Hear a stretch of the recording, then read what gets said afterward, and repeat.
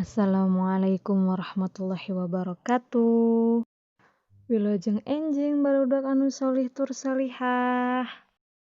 Kumaha damang?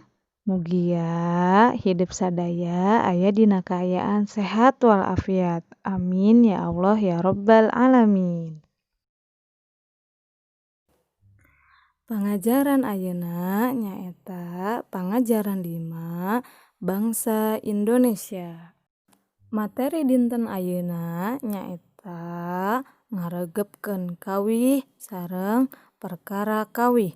Dina buku basa Sunda halaman 58 aya kawih anu judulna Cinta Nusa.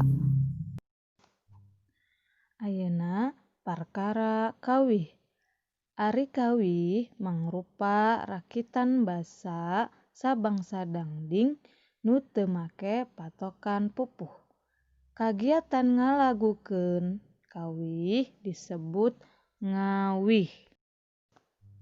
Wangun nu judulna Cinta Nusa diwangun ku dua gundukan atawa disebut oge paragraf. Jadi 2 paragraf. Masing-masing gundukan atau paragraf diwangun ku 8 jajar atau 8 padalisan atau bisa disebut oge 8 baris. Alhamdulillahirabbil alamin.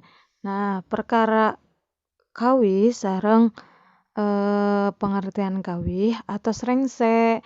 Pamudah-mudahan ku Ustazah Nur disampaikeun aya manfaatna kangge hidup sadaya. Amin. Nah, Ustazah bade ngingetan ka hidup sadaya dina belajar kedah sumanget. Entah belajarna di bumi walaupun belajarna di sakola sami bae. Yang penting urang kedah bener-bener semangat. Hatur nuhun. Wassalamualaikum warahmatullahi wabarakatuh.